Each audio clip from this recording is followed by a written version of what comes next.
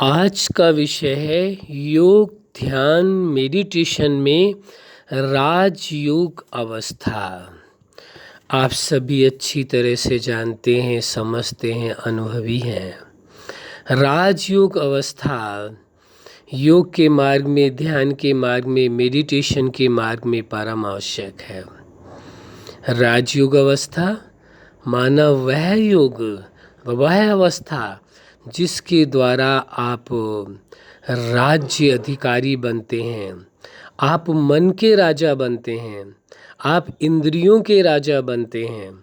तो वह योग जिसके द्वारा, या वह अवस्था जिसके द्वारा आप मन के मालिक और इंद्रियों के मालिक बनते हैं, इसीलिए इस अवस्था को राजयोग अवस्था कहा गया है। कौन सी अवस्था कहा गया है योग के मार्ग में? राजयोग अवस्था कहा गया है। और इस अवस्था का अनुभव बहुत लोगों ने किया है और आप भी कर रहे होंगे, और नहीं कर रहे तो कर सकते हैं, बहुत सहज है। अपने आप को यही स्वीकार करना है कि मैं कौन हूँ? राजयोग अवस्था वाला हूँ। आपकी अवस्था कौन सी है?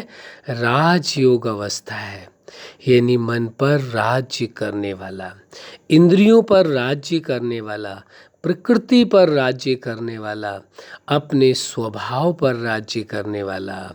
तो ऐसे आप राज्य करने वाले हैं, इसलिए यह राजयोग अवस्था नाम दिया गया है। तो स्वीकार करें इस सत्य को, और जो आप चाहते थे लाइफ में कि आप मन के राजा होकर के चलें, जैसा आप आदेश दें मन वैसा ही कर्मचारी की तरह कार्य करे, और ये शरीर की समस्त इंद्रियां आपके आदेशानुसार चलें, आप राजा होकर के चलें, और ये सब कर्मचारी प्रजा होकर के आपके आदेशानुसार ये इंद्रियां कार्य करें, तो वह आपके पास बड़ा ही सुंदर श्रेष्ठ अवसर है। तो इसमें यही स्वीकार करके चलना है कि आप कौन है? राजयोग अवस्था वाले योगी हैं। कौन से योगी हैं? राजयोग अवस्था वाले योगी हैं, साधारण योगी नहीं हैं। इसको आप ये भी कह सकते हैं, या बहुत से लोग कहते भी हैं इस बात को, कि राजयोगी हैं। क्या कह सकते हैं? राजयोगी हैं, ये भी कहते हैं, अच्छी बात है।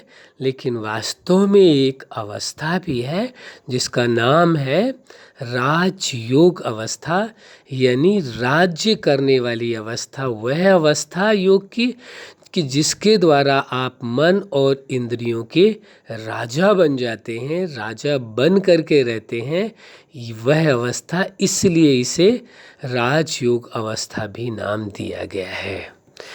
तो इस वास्तविकता को स्वीकार करके चले, और पूर्व में भी ये सिद्धांत हमने बताया था, और अभी भी आप समझ लीजिए, संकल्प का स्वरूप होना, एक सिद्धांत पूर्व में चर्चा हुई थी आपके साथ, संकल्प का स्वरूप हो करके रहना। तो कैसे करना होता है? जो भी संकल्प आपके मन में आ रहा है, जो भी विचार आ रहा है, जो भी भावनाएं आ रही हैं, उसका स्वरूप उस जैसा ही दृश्य अपने मानस पटल पर बनाएं, वैसी छवि बनाएं, और वही स्वरूप स्वीकार करके चलें। उसका कंप्लीट रूप, इनकम्प्लीट रूप नहीं, पता नहीं बन पाएंगे या बन पाएंगे नहीं, कंप्लीट रूप। जैसे इस अवस्था में है राजयोग अवस्था। कौन सी अवस्था? राजयोग अवस्था। तो स्वीकार करके चलें कि मैं कौन हूँ, मेरी अवस्था कौन सी है? राजयोग अवस्था है। और वो भी कह सकते हैं, बहुत से लोग स्वीकार करते हैं, कहते हैं, आप भी कह सकते हैं, आप राजयोगी हैं। कौन है? राजयोगी हैं, जिसके द्वारा वह योग या वह अवस्था जिसके द्वारा मन और इंद्रियों के आप राजा बनते हैं, इसलिए राजयोग अवस्था भी कह सकते हैं, राजयोग ध्यान भी कह सकते हैं, मेडिटेशन भी कह सकते हैं। जो आपको ठीक लगे, ये आपका अपना व्यक्तिगत विषय है। तो इस सच्चाई को स्वीकार करके चलें कि संकल्प का स्वरूप आप तत्काल बन गए, बनना नहीं है। चाहे तो आप सेकंड में अपने आप को बना लें और चाहे वर्षों की मेहनत के बाद भी यही करना पड़ेगा अंततः। आप कई कई वर्षों तक तपस्या करें और जब बहुत अधिक तपस्या कर लेंगे, योग कर लेंगे, ध्यान कर लेंगे, मेडिटेशन कर लेंगे, तब भी अंत में यही विचार आएगा कि आप राजयोग अवस्था वाले हैं, आप राजयोगी हैं। तो पहले स्वीकार कर लेंगे तो इतना मेहनत का टाइम बच जाएगा। पहले दिन से ही आप राजयोग की अवस्था का अनुभव करने लगेंगे तो वो ज़्यादा फायदेमंद है।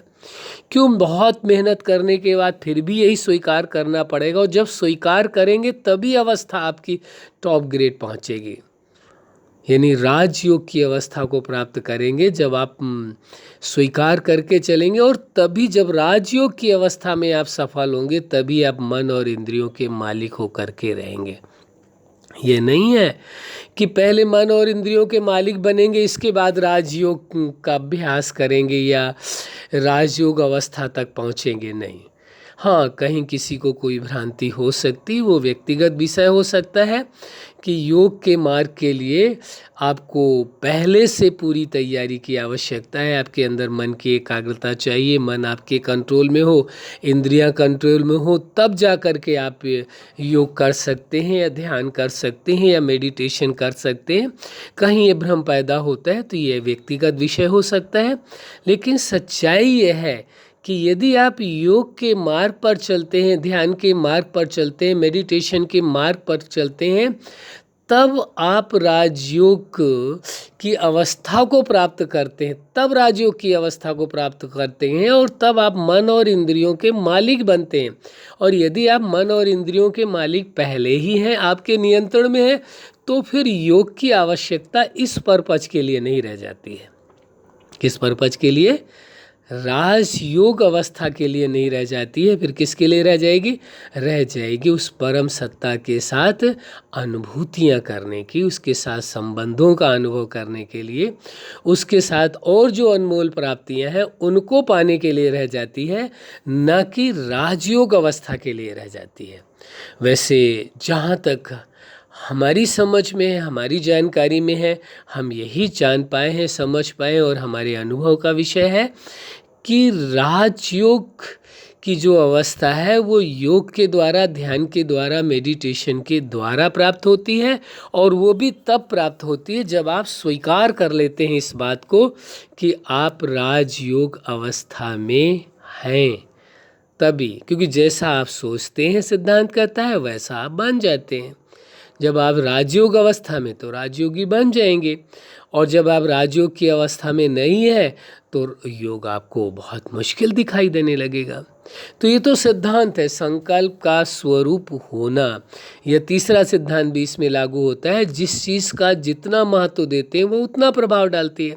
आप महत्व दे रहे हैं इस बात के लिए कि आपके संकल्प करते ही आप स्वरूप बन रहे हैं, तो वो प्रभाव डालेंगे। आप ये कहेंगे पता नहीं ऐसे कैसे हो सकता है, आज तक हमने ध्यान किया, मेडिटेशन किया, योग किया, उसमें तो ये नहीं बताया गया, उसमें तो ये नहीं समझाया गया जी कि सहज समझ लेने से सहज हो जाएगा।